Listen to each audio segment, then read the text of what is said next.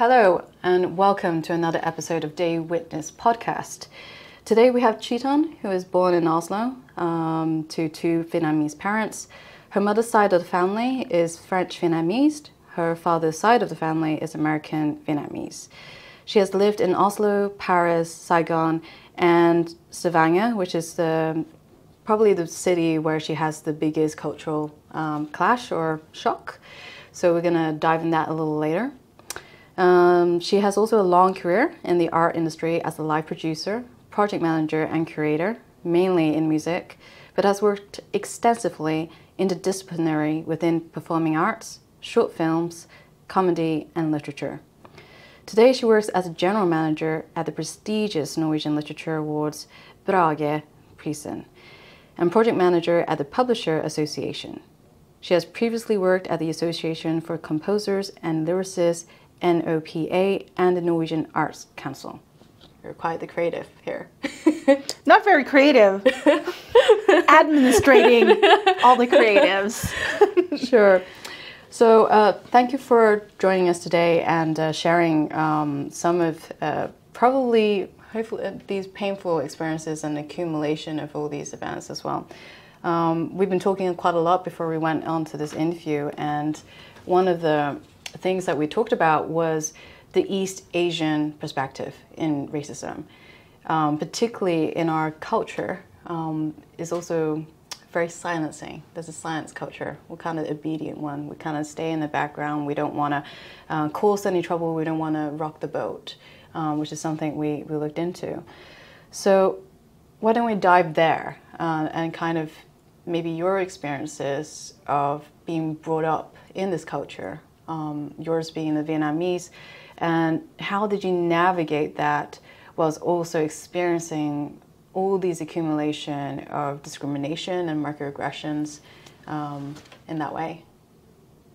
Yeah. That's a lot. I don't know where to start.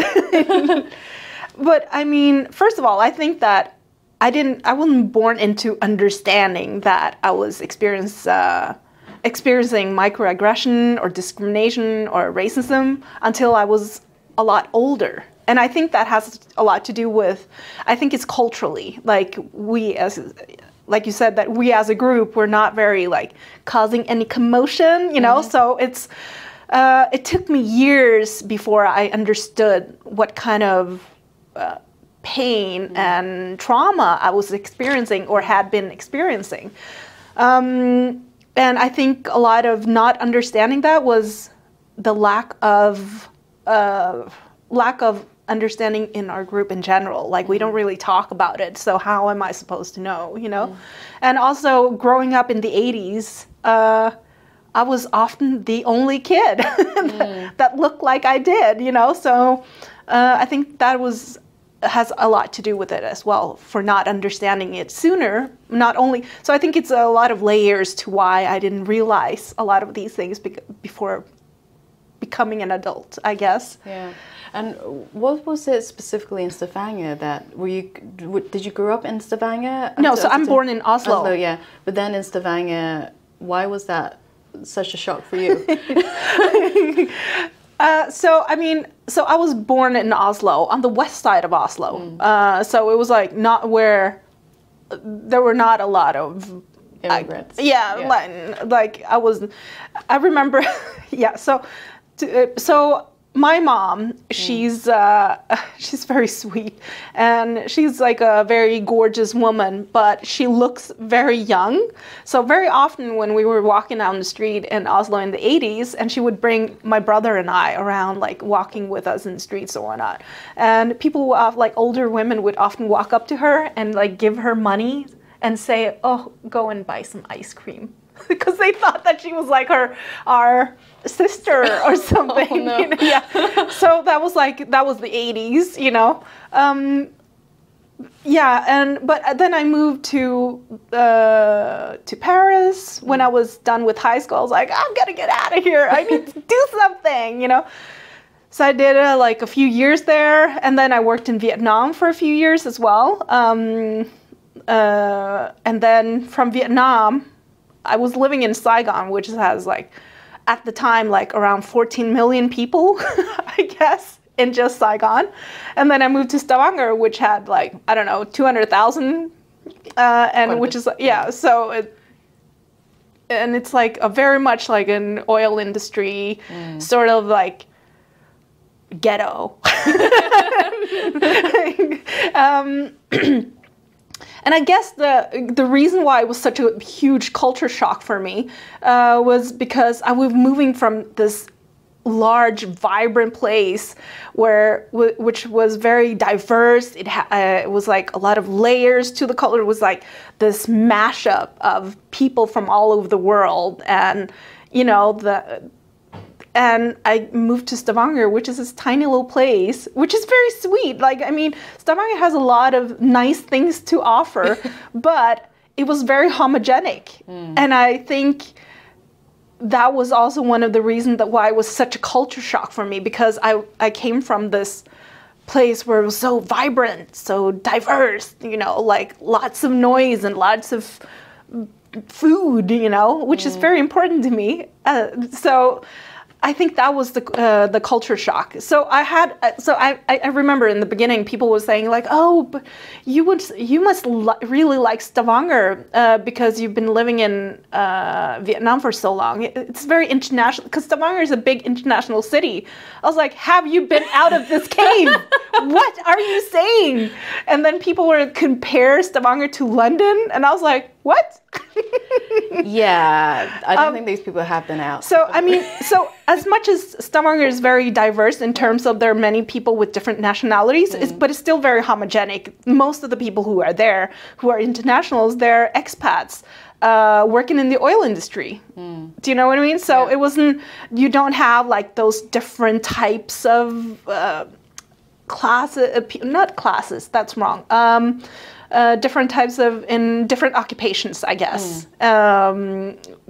So it was quite a shock, you know. And also, I think going back into, like, been living in Paris and Vietnam for so long, like in France and Vietnam for so long, I think going back to Norway was a bit of a shock, because Norway is very white compared to these places. So I think it was just an adjustment thing for me as well. Growing up in Norway, been living here, and I mean, lived most of my life here. It was just, I didn't expect Stavanger to be that hard for me. You know, because you think, oh, well, you're going to Norway because this is where I live, you know? And then going back, it's like, holy, I don't know what, whoa, you know? But then over time, I found sort of my tribe, I guess, of really resourceful, amazing, intelligent women who were there for the same reasons as me, you know, like they were married or they were working, or to Norwegians that lived there or happened to live there, you know. And so we kind of like found our tribe, and that basically kind of saved my life in Stavanger because of these women, because they were in the same position, they were in the same sort of situation as me. We were very different from each other, but still it was sort of nice to not needing to explain when you experience something. And that was really important to me. And I think that experiencing that in my late 20s, early 30s, where you sort of like have settled with, you know who you are, but it was nice to sort of like just have those kind of people around you where you don't need to explain anything. Yeah. Is there any particular event, particularly in Stavanger, that you remember that you felt you couldn't really be yourself, and you're kind of put in a situation where, you know, there's perhaps microaggressions or, you know, some discrimination involved in particular workplaces in Stavanger? Or? Well, I think Stavanger for me was more, I don't know, I think it was more, they're just not used to people like me. Because they're used to people working in the oil. I don't work in oil industry, you know, I don't work in petrol, I'm not an engineer, and I'm not a, you know, like I work in the arts and culture. And I think that has a lot to do with they don't understand me. I think it was more, oh, you're cool, but we don't quite understand what you are, you know, or what you do, you know. Is it the fact that they couldn't imagine you in that role that you are, in that kind of industry? Yeah, a little bit, yeah. The fact that I had to go back to Oslo to actually be able to get the jobs that I'm qualified for, after living in Stavanger for 9 years, you know, oh, wow. Says a lot about like the opportunities I was given, or the kind of work that I was presented with, you know, like, and I think being a person that works in the arts industry, there are not a lot of positions in the arts industry. It's a lot of freelancing, which is like very normal for us. We work in projects, we work in engagement for shorter or longer terms, you know. But so when I was applying, so over the course of many years when I was applying, it's like when I got called into interviews, people will ask me, so why do you not have any experience of being in a position, like fixed position? I was like, well, it's not always by choice, you know. It's because I am very qualified, but I also know that I'm the wild card because they don't know what to expect from me. Or they don't know if they are willing to give you the chance to sort of like, or give me the chance to try out, because and I can to a certain degree understand it, because there has been a lot of research on the fact that people tend to hire people that are more like themselves, or people they can relate to. And I guess that I'm not like most people, I guess, in terms of maybe in personality or background or ethnicity or all these things. So I'm kind of like different. They don't quite understand or quite get it. They might like me, but it's still a very big risk for them to hire new people. So I guess I always get beat at the end, like at the finish line. I always get like beat at the finish line because they tend to choose people that are more like themselves. And I'm fairly honest in the interview process or when talking to people about it, because there are a lot of research saying that you are discriminated based on your name or ethnicity or culture. And it's like, this research has been going on, like I think every 2 years you would read about it in Norwegian newspapers. So it's not really anything that's surprising, you know? And when talking about that, I remember when I was younger, when I was like in my late teens, I was like sending out a lot of applications to different jobs and stuff. And I got really frustrated with not even being called into an interview. And I was like, oh, but maybe I should change my name, because it would be easier for them to see past my name and my ethnicity. And this is like in the 90s, you know, mid-90s. And I remember my friend who's Norwegian, white Norwegian, and he was like, so I'm going to challenge you on this. So would you want to change your name and then surprise people when you get to the interview? And do you really want to work for people who discriminate you only by looking at your name? Wouldn't you rather them knowing that you are who you are and then get like invite you to the interview? And I was like, that is such a smart thing. Because I was like, yeah, because if they already, it made me realize that if they're going to discriminate me on my name already there, how is it going to be at work? Right. Do you know what I mean? So, exactly. So after that, I was like, I'm owning my name. I'm proud of my name. My name is Chi, you know? So it's, yeah.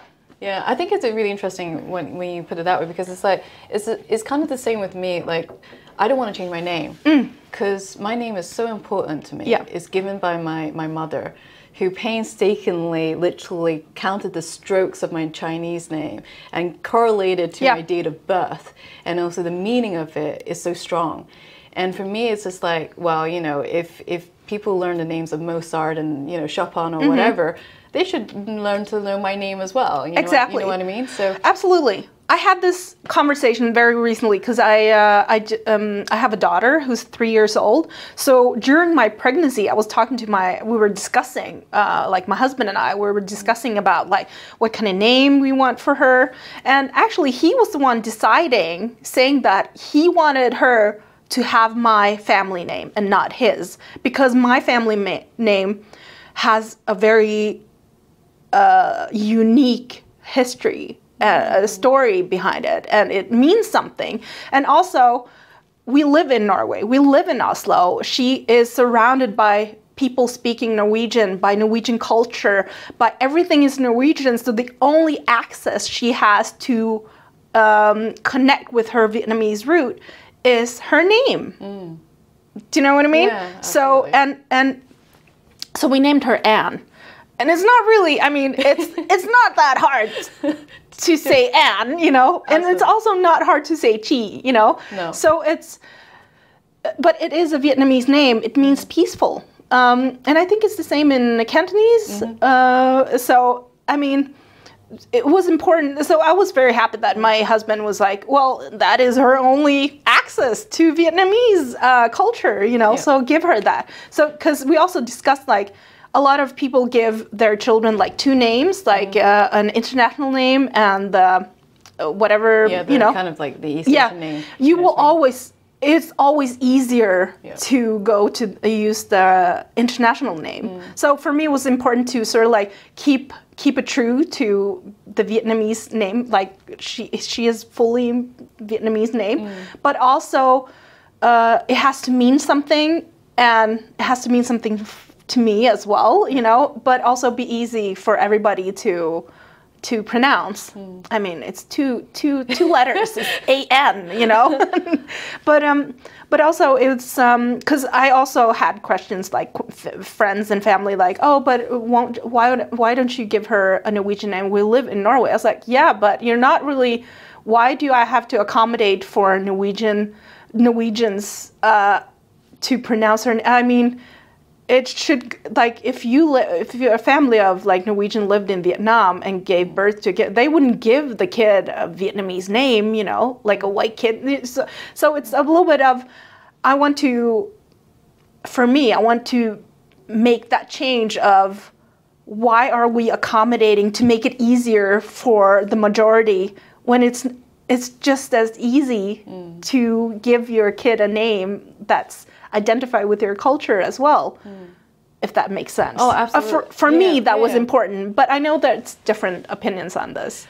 I think it's an interesting discussion, and also like, for me, particularly from a Hong Kong culture, we always have like an English name and then a Chinese name. Yeah. And our English name is often used in the context of being in the West, you know, in a workplace, maybe in school. But then our Chinese name is going to be used in our family, our close, you know, friends and family and relatives. You know, we would use our Chinese name in that sense.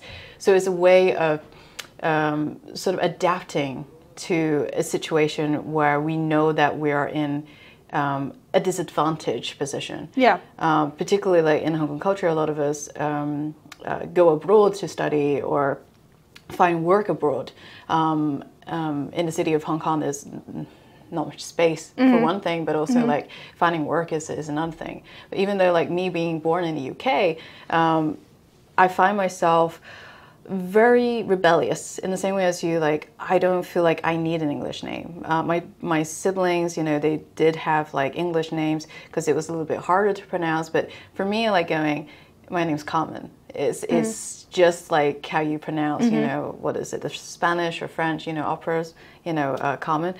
So for me, it's also putting my name out there, like, because it was so important for my parents. It shouldn't have to be a way where I need to assimilate into a society and kind of minimize myself in any way. So see, you're like at the core of what I was thinking. Like it's about like, one thing is adapting, but adapting to who, like for the benefit of who. Like it's just as easy for, if I can adapt to Norwegian culture, they can adapt to being able to say Chi or Anne, you know? Like I don't think we're doing ourselves or them any favors by making it easier for them. I mean, it's just as easy to say Anne. And do you know what I mean? Yeah. So I think it's about not reducing our ethnicity or our culture, but owning it, and then expect that they are able to say Anne, you know, as much as I'm able to say Björkhild, you know. Like, it's like my husband's name is Ole. It's 3 letters, but Ole is way harder to pronounce when we travel. People can't say Ole. It's always like Ula or Ule or Ole or whatever. It's like, and it's like, yeah, but that's your Norwegian name, but it's not.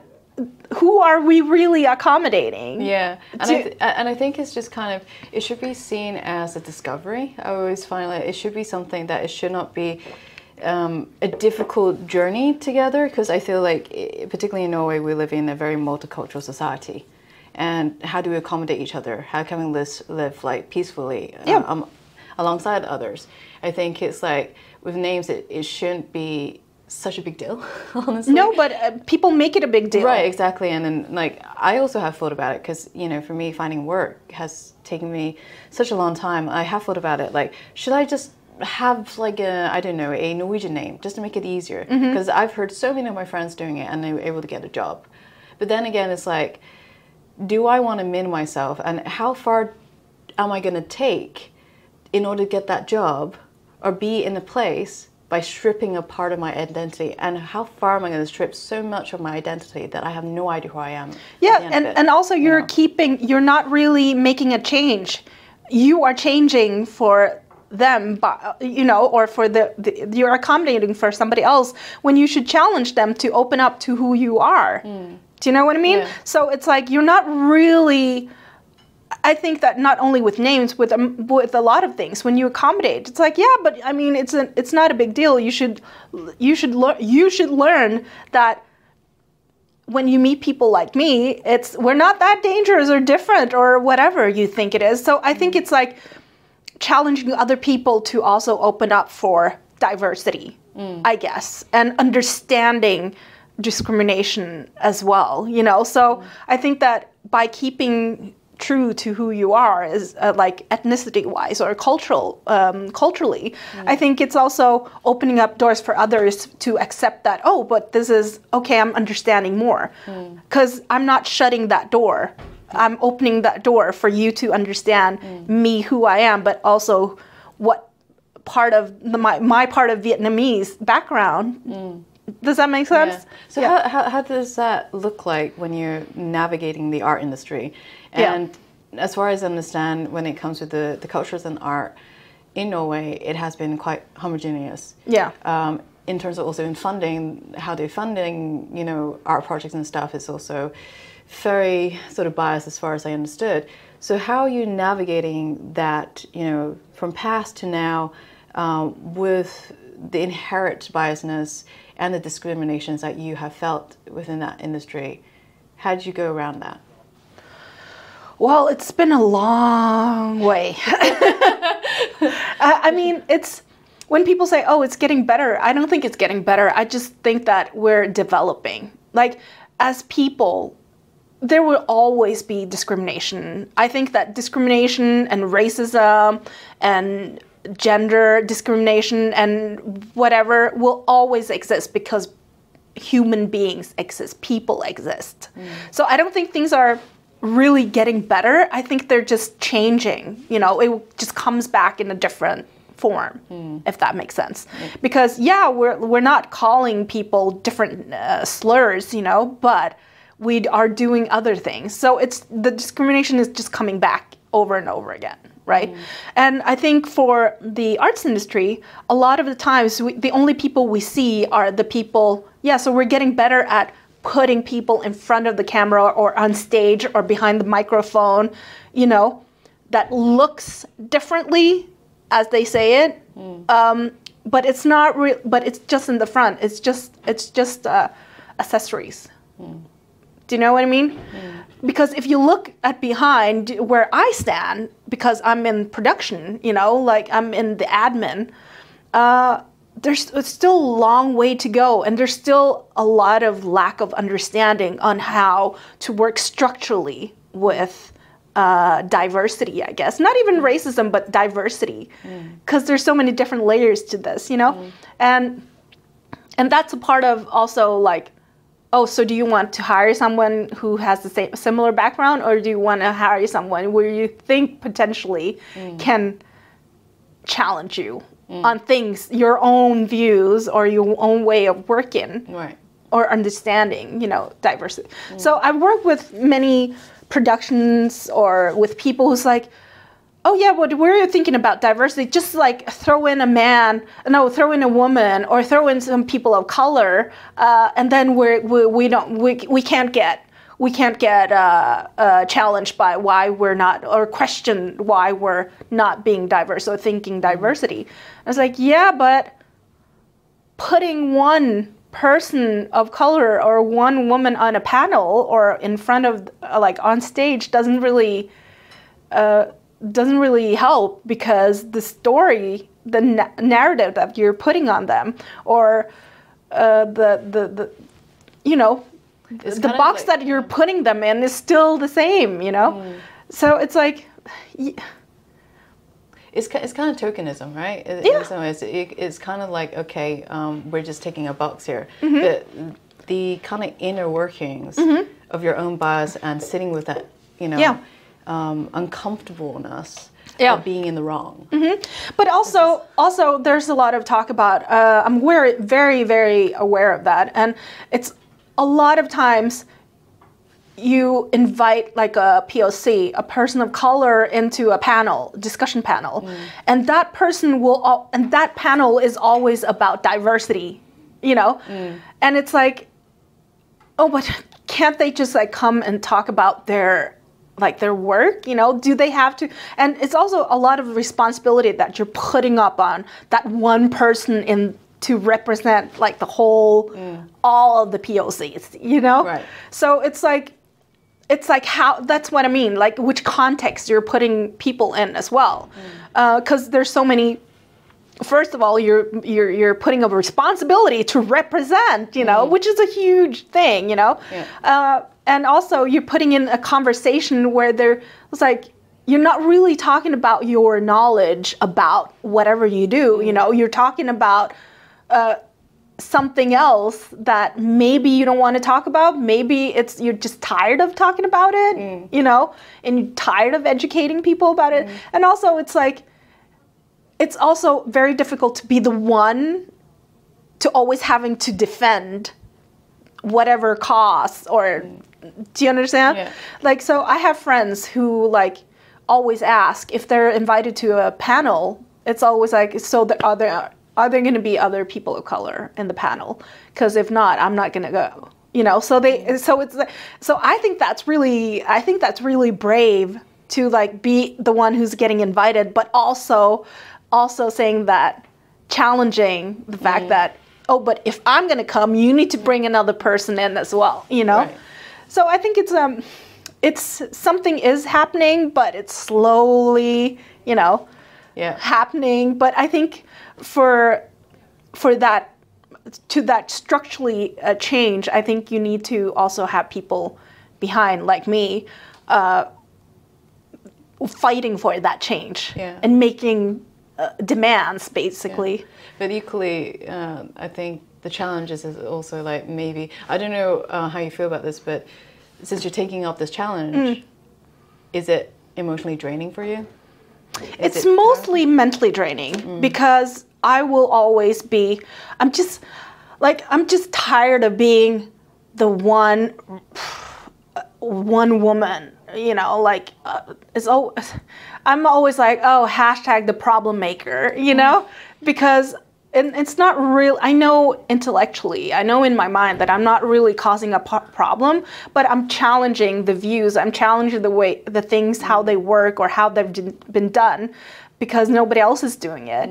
And I know that the questions that I ask are relevant, but it's also like, oh, I'm just tired of being that one that, but at the same time, it's like, if I don't say anything, who's going to say something? Because obviously nobody's saying anything. Do you know what I mean? Yeah. Like I've been at situations where it's like women are being harassed, sexually harassed. And it's like, oh, but you just need to get used to it because it's like that in this industry. And it's like, no, that's not okay. What? That is not okay. That is not okay. or people are being discriminated, like getting racial slurs or whatever. And it's like, yeah, but they just need to get used to it. Or, but oh, poor them. But maybe next time we can have somebody to protect them. It's like, no, but what you're doing is that you're putting all the responsibility on the person that's not supposed, that's the victim here, you know? You need to deal with those other people who's causing all this, you know?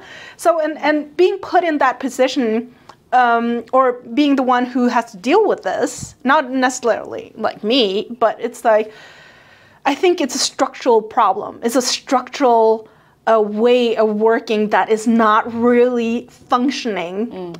It doesn't work this time around.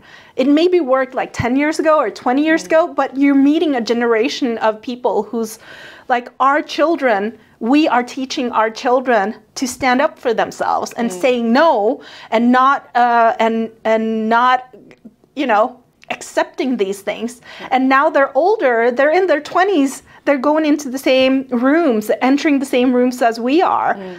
And then they say no, and then we are the ones saying, well, you just need to get used to it. But it's like, so it's this generational clash, you know, where you're teaching your kids to say something, but when they enter the same room and challenge you, like as the adult or as the one who's been in the industry for like 20, 30, 40 years, you're like, oh, what? You know?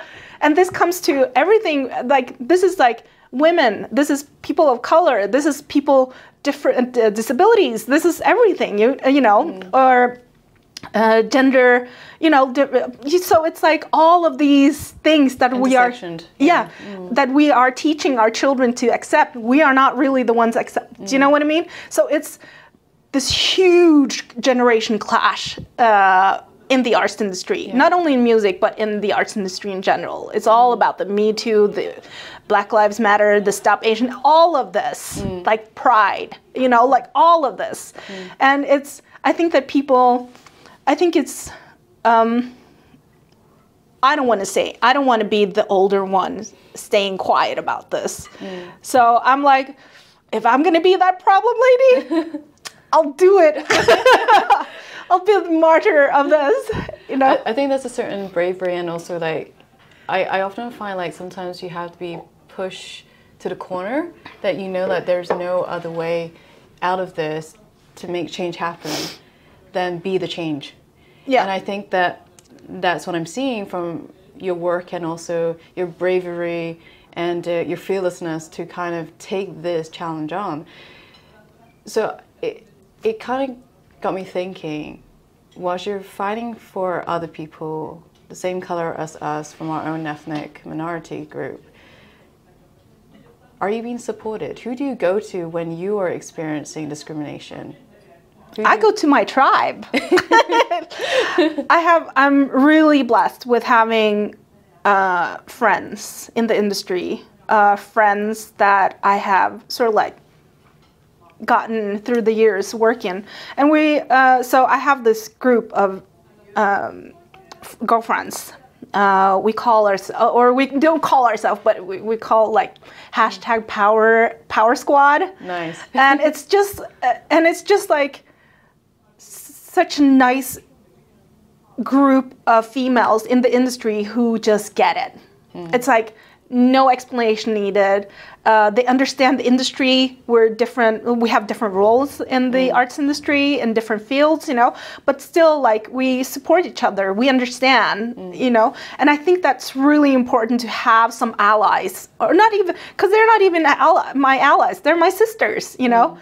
My allies are people like my husband, who's Norwegian, who's male and white, you know. Those are my allies. Having to be close with people like that, and they can also fight for you. They can also stand up for you, you know. Like, and sometimes it's not enough having people like me that looks the way I do and saying the things I say, sometimes I need other people. We need other people to say that as well, you know? Because people react and listen differently to different people, if that makes sense. So yeah, so when it comes to work-wise, I do have my friends that I've sort of like, and I think it's important to have friends like that. And I think especially working in the arts industry, what is personal and what is work, it kind of like slides together because everything we create is personal. It comes from within yourself, you know, it's art, you know. And for me, even though I'm a producer, I'm a manager, or I'm in the admin sphere, it's still personal for me because I still create something, you know. So it kind of like slides together. It's very, very Connected. yeah, it's connected. Yeah. Exactly. I think it's and also like when you have these people around you, you become more authentic to yourself. Oh, absolutely, yeah. And I think we also discussed this as well, that we know like racism, you know, scientifically have proven that it causes a lot of mental health issues, but also on a physiological basis as well. And I think that when you eliminate all that, you can be yourself. And that you don't have to fight anymore. You can just sort of just be. Yeah. That's kind of how I feel. Yeah. So I think that's lucky that you're in an industry that you have that supportive network. In some cases, I don't know, could you think of a time when you really felt like that particular event that you got discriminated against has really impacted you? Is there a particular event that you could particularly remember? Wow, that's hard because there's so many events. I can't name them all.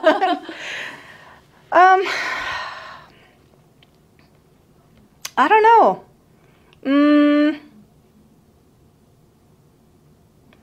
Wow, that's hard because there's so many things. I don't know. Is there something recent that you had gone through? Something very, very recent? Yeah, so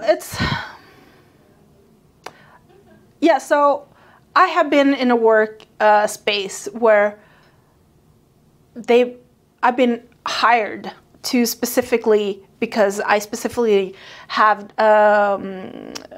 you know, knowledge about the work. I'm fully capable of doing the work, but also because I represent something else. It's important. They were like, oh, it's important to have like a diverse team, and we understand that we need different, you know, qualities in people, blah, blah, blah, you know.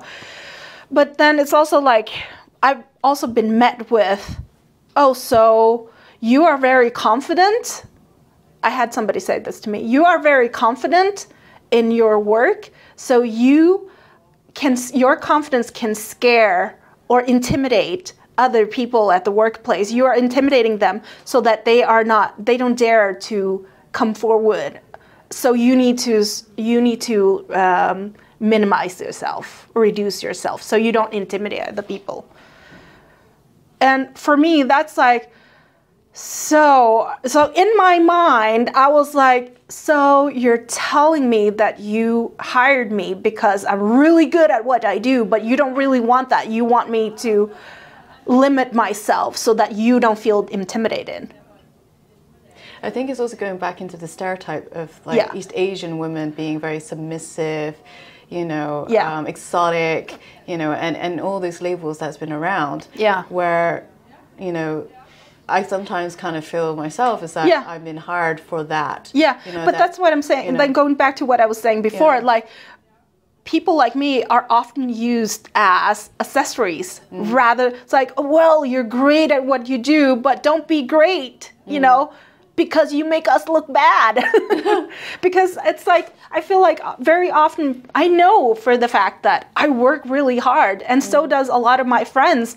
We work so hard, and sometimes we work a lot harder to reach our goals than other people, our other peers, you know, because, and then when we do finally get acknowledged, it's like, oh, you're great, but you know, reduce. Calm down. Yeah, calm down. You come down. You're too much. Come down here. Yeah, you're too much. You need to come back down to a level. Yeah. And it's like, I think that is so unfair because now you're just like, I have 6 strings to play on, but you're asking me to play on only 2. You know, and it's like a lot of these things that are microaggression, you know, like telling you that you're great at your work, but your personality is too much. Yeah. You need to come. We're scared of you. No, I definitely feel the same in like, for me, my work, and, you know, I tend to minimize the work that I do as a journalist, and I always have a part-time job. And in my part-time job, I try to like minimize and not let people know about this other side, because it's like what I do scares a lot of people, and also they're like, oh, you're up here, like, why are you there? You know? And I think it also shows economic gaps. Yeah, absolutely. You know, and also I feel like there's also a growth gap between us, because we have to like really go through a lot of barriers, and it kind of builds a certain different mindset. Whereas those who had it easy and very privileged, there's that gap. And I call it the growth gap. Yeah. And I think that's where I'm seeing in a lot of places, like how you're an expertise in your areas, but you have no space for growth. No. And you don't have, and you have also in my case, I didn't even have not only not space for growth, but no space to be myself. Right. Exactly. You know? Yeah. So, and I think that I'm not very Norwegian in terms of like, I mean, I come from a very diverse background, you know, so I'm grown up with like different people being different ways, you know, and I'm proud of that. I don't have, I guess, being like born and raised in Norway, there are certain Norwegian traits that I also have. But I don't only have that. I have a lot of more colors, I feel. Sometimes I have more colors in my, you know, on the table. And it's one of the things that I didn't pick up is janteloven. And that was one of the traits that I grew up with. And I sort of like, over time, sort of like just slowly put away, because I was like, I am really good at what I do, so why can't I say that I'm really good at what I do? Do you know what I mean? And because I feel like janteloven was kind of like limiting me a lot, especially being a young female POC, you know? So I was kind of like pushing that away and like, no, that doesn't fit me. And I think that is very intimidating for a lot of people. But as like, one of the things that I'm very privileged about, like I guess I'm very lucky. I guess I'm just like, which is different from me and from other like, I guess East Asian women, is that I have a mother who's very supportive. She's like, she's a different generation. She's like retired now, but she was always telling me. So she wasn't actually in the first group of Vietnamese refugees that came to Norway. It was in '75. So she was like in the first group, you know, that arrived. And she was always like, growing up, I didn't realize that this made such an impact on how I am today, you know? But she always told me, I know that you're born here. I know that you feel that you're Norwegian, but you're Vietnamese. So at home we speak Vietnamese. And no matter how much, how Norwegian you feel, people will always look at you as a Vietnamese, and they will always talk to you as a Vietnamese. Right. But that's okay, because that's cool too, because now you have like more, you know, like you're diverse, you know. And so I was always like, I am Vietnamese, you know. So and I was always very proud of it. So when I grew up, like when I became an adult, I never had that identity crisis that I see that a lot of my friends have or has experienced, because I didn't come from a home where my parents told me, oh, but you're just like all the others.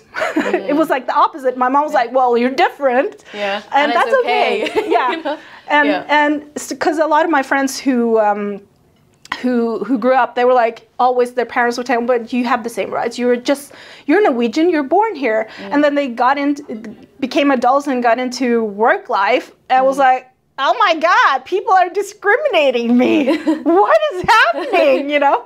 So they got this into this, a lot of my friends got into this like identity crisis in terms of ethnicity and stuff, and sort of like having to deal with that in a grown-up age.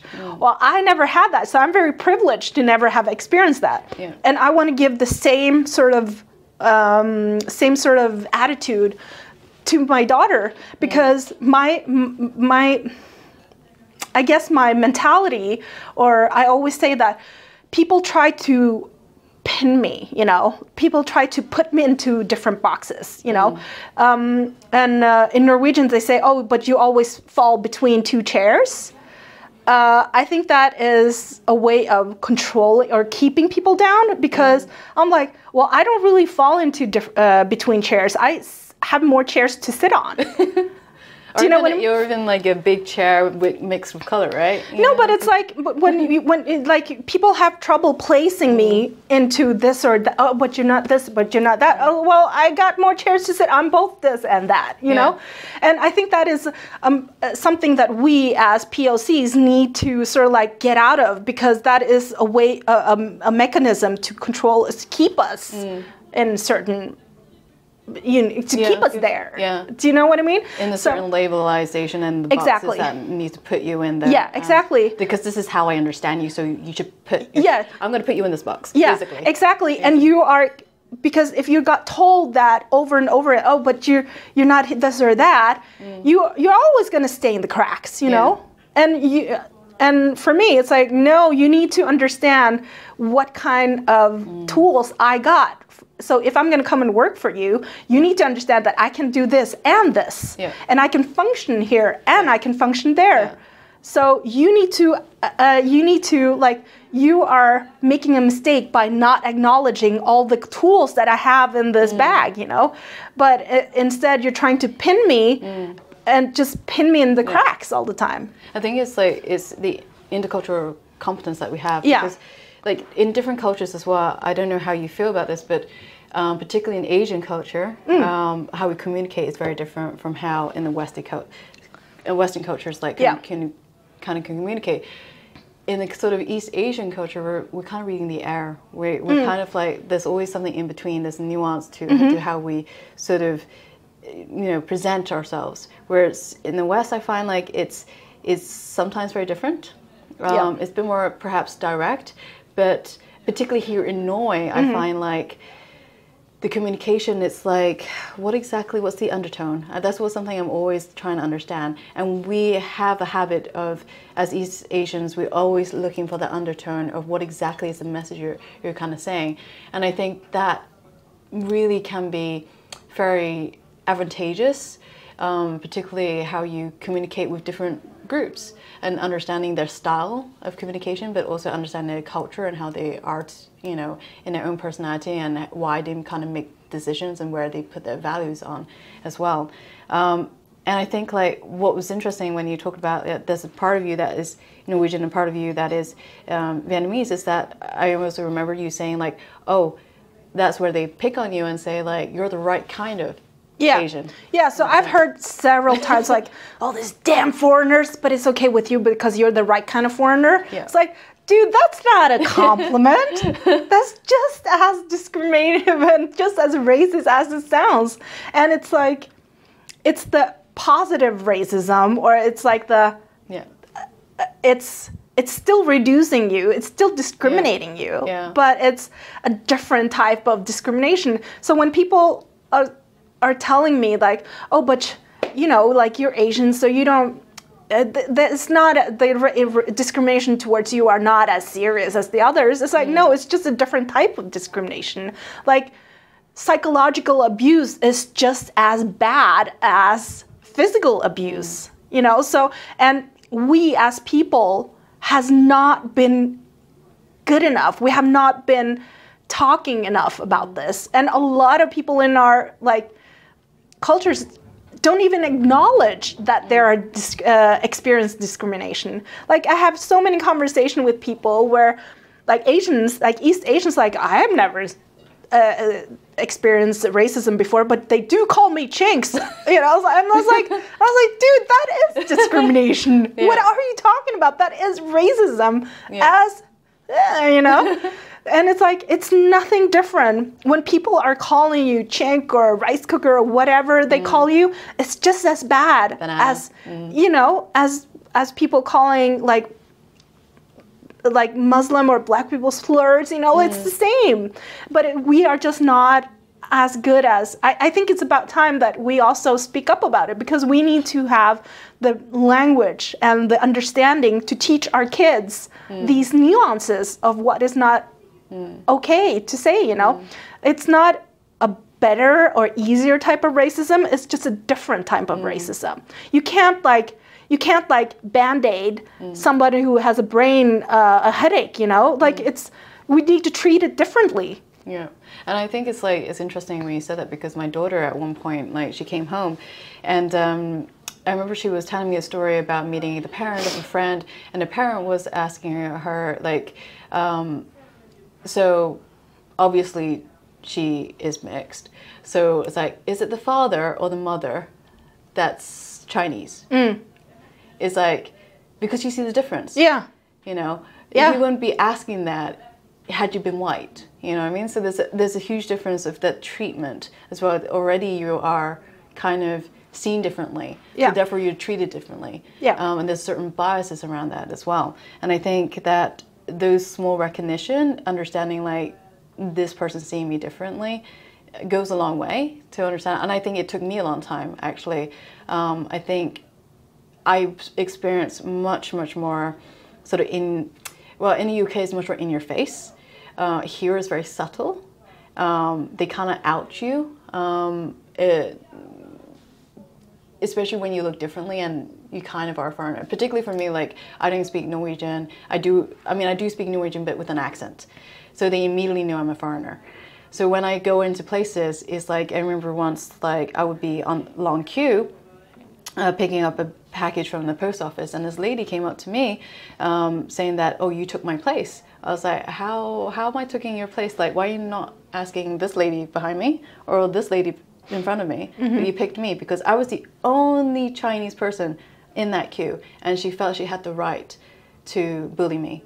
She had the right and power to control me of my space or where I need to be. And I think that is frustrating, and I don't know exactly what you think are the step is to kind of, maybe it's a very ambitious goal to eradicate racism, but if you had, like, you know, any thoughts around solving this in any way, what would it be?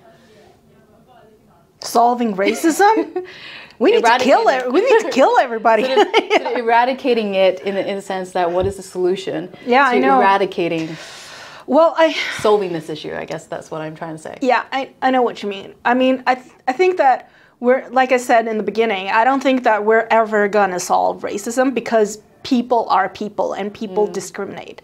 But I think what I can do for myself and the people I'm around is just to talk to people about it, because it's educating the people you're around, basically. And I know that a lot of us are tired of talking and are tired of educating people, and some of us sometimes are like, well, go and educate yourself, you know? But I mean, it's not easy to educate yourself if you don't know what the problem is. Right. Do you know what I mean? So it's, I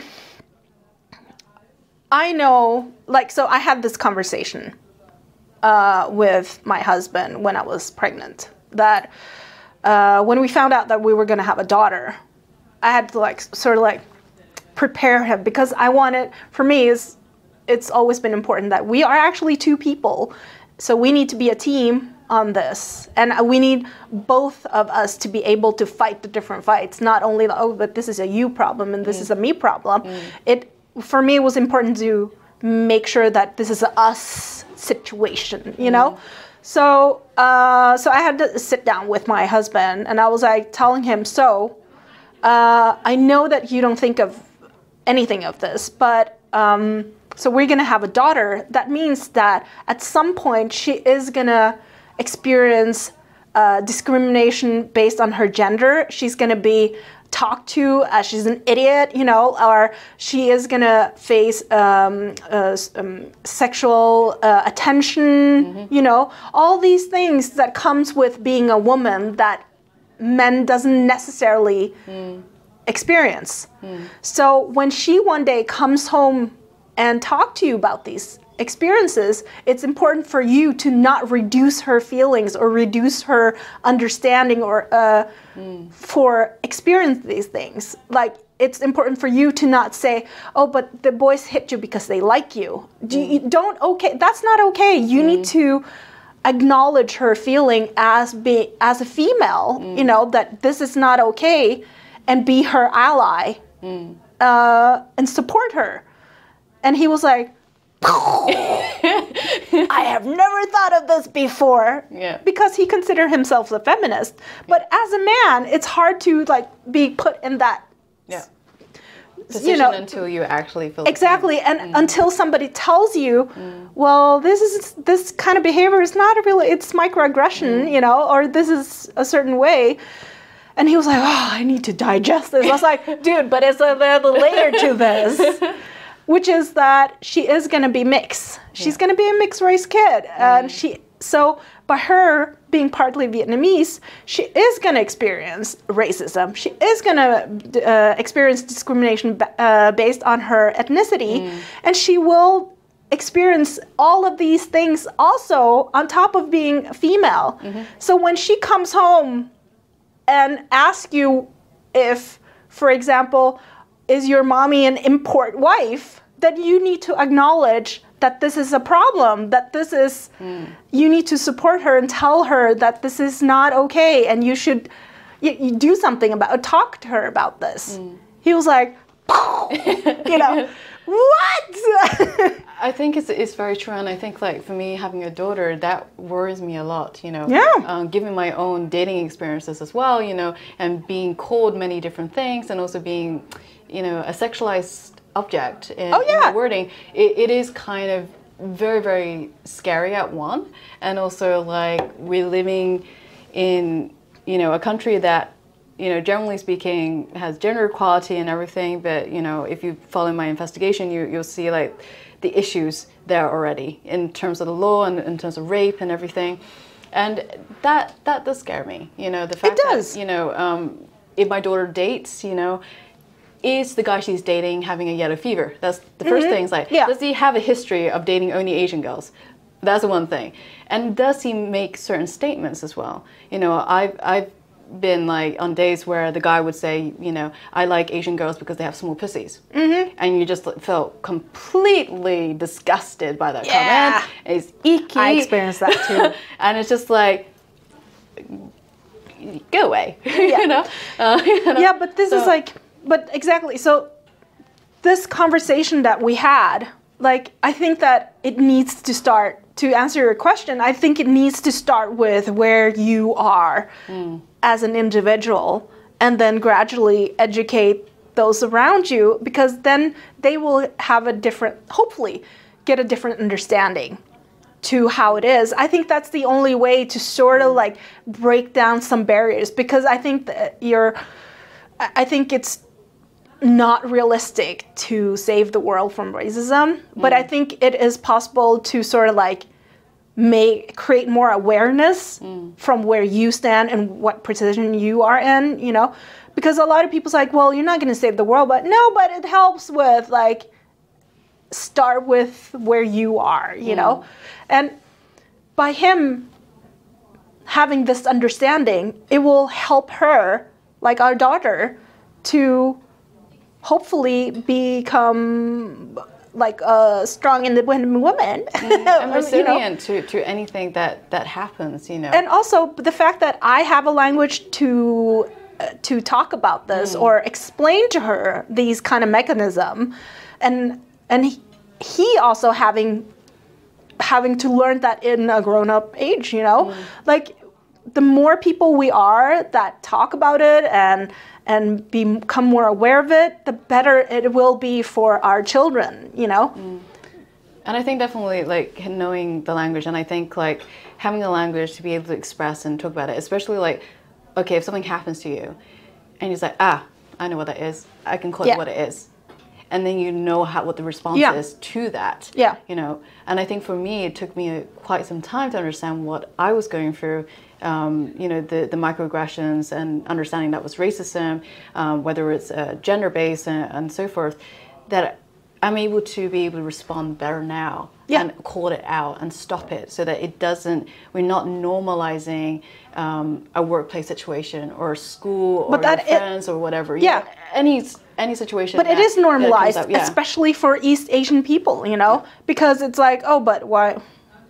Should we say anything? Yeah, should we? Yeah, exactly. And it's like, oh, but culturally we don't say anything. It's like, damn, I'm gonna say everything. I think that's a barrier as well, because like you want to fight for this, you know, against racism, but also you don't always have the community to back you. And I think that is unique in some sense as East Asian women, because I often feel like if I'm speaking up, you know, it's like, are you sure you want to do this? You know, because I get questioned a lot, you know, particularly from my dad as well, who's very worried about me being a journalist and being outspoken about so many different things. And also in my position as well as a woman, but also at a lesser degree, power. And when you come out, you do get sort of crucified by your own community in some ways. Absolutely, and I'm very blessed to have a mother who was very resilient to that. And she was always like, I remember growing up, because so she's a divorced woman, and I'm very grateful that she got out of that, because that was a very toxic relationship, you know. And she never talked about it, so people don't really know that my father was both mentally and physically violent, you know. So it was because Asians, we don't talk about it, you know. But anyway, so she was like, she was a single mom raising 2 children, and we both, like both myself and my brother, we both have been working in the music industry, you know. And I look the way I look, you know. I have all these tattoos, you know, and I have the short. Thank you. So, but anyway, so like I am the way. I'm very opinionated. I would, you know, or people think that I'm Anyways, so I'm the way I am. My brother is the way he is, and my mom got a lot of criticism from the community, saying that she was a bad mother because she didn't know how to, as a single mom, she didn't know how to raise her kid to be proper kids, you know.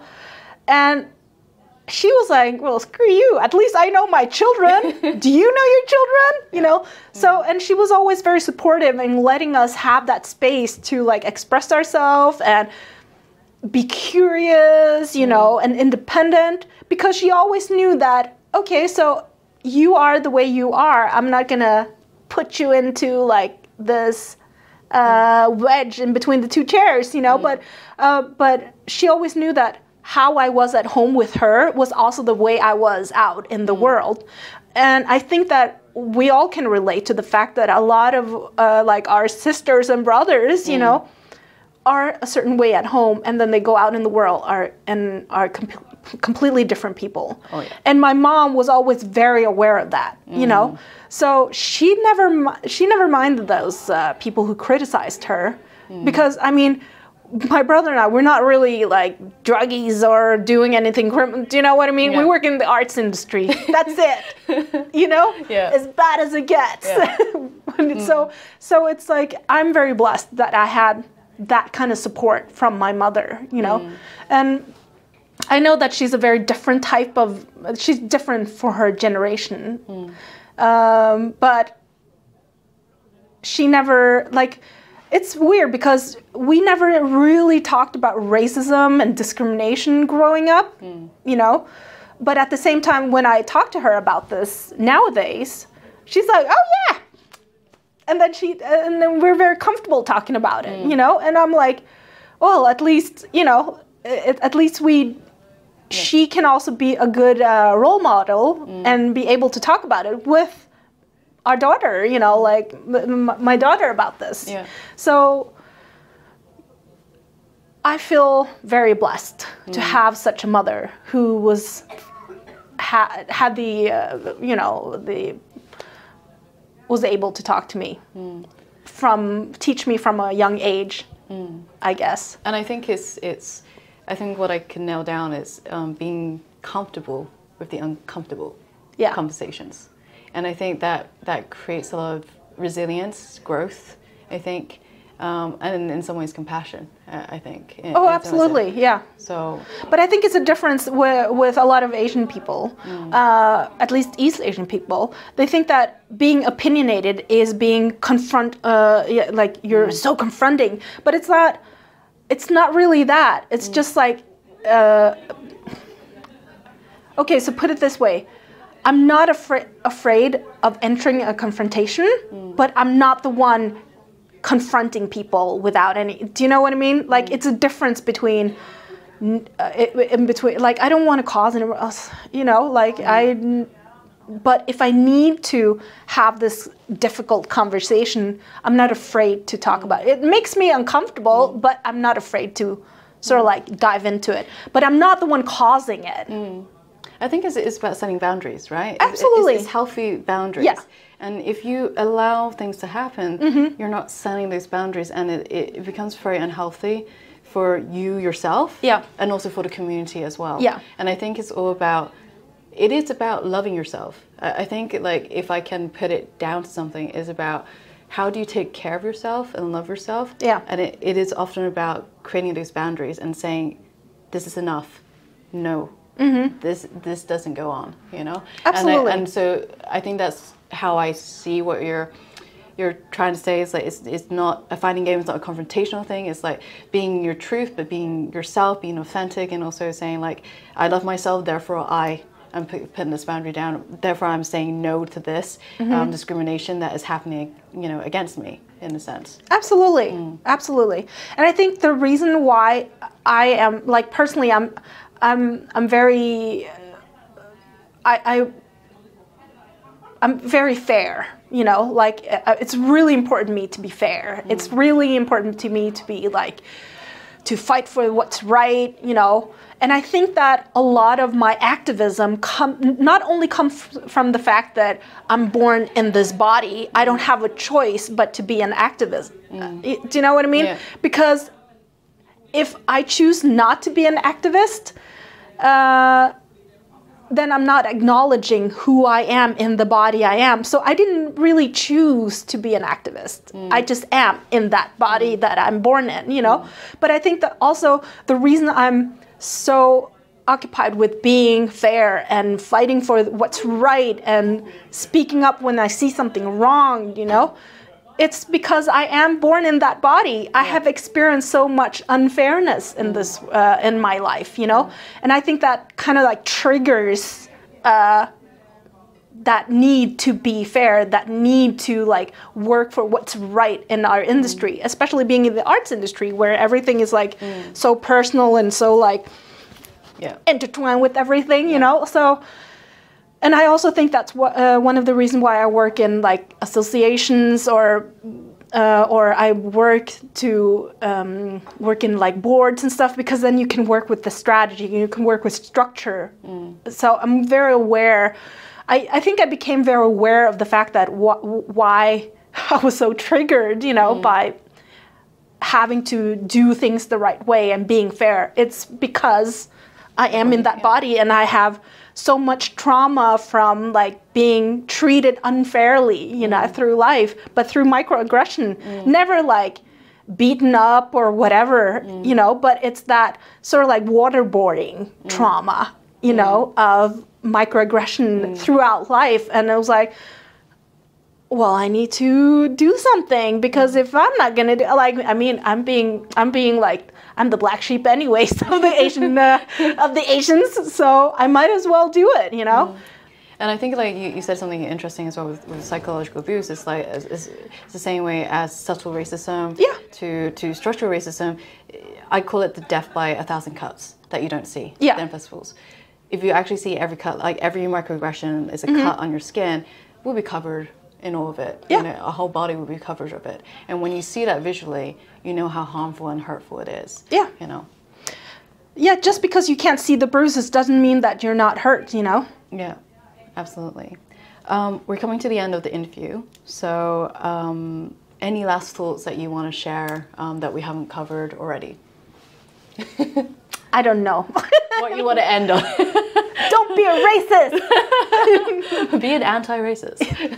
Yeah, but it's not only racism. I mean, any kinds of different. I think that we as groups, as minority groups, not only, for me, it's important not only to be like speaking up for East Asians or racism in general. I think we should speak up for any type of minority groups, like people with disabilities, the queer community, you know, like everything that's that are experiencing some type of discrimination. We should be better at supporting each other, you know, because there's so many like groups that are fighting against each other, but we're experiencing the same discrimination, you know, so. Yeah, and I think it was, you know, to bring up as well, because, you know, we were discussing this earlier on, that somehow we as East Asian have to kind of minimize ourselves because we have people who think, oh, the black has it worse, or the others have it worse. And I kind of resent a little bit of that. Not that because, you know, it doesn't happen, not to say like what their experience is you know, not worse, but the fact that we all experience certain pain, intersectionality-wise, and that all these pains should be recognized in some way, some form. Or else we won't be able to move on forward, and we end up pitting against each other, which I'm sometimes seeing, and I don't want that to happen, you know, so. Agreed. We'll end there then. Thank you for joining us.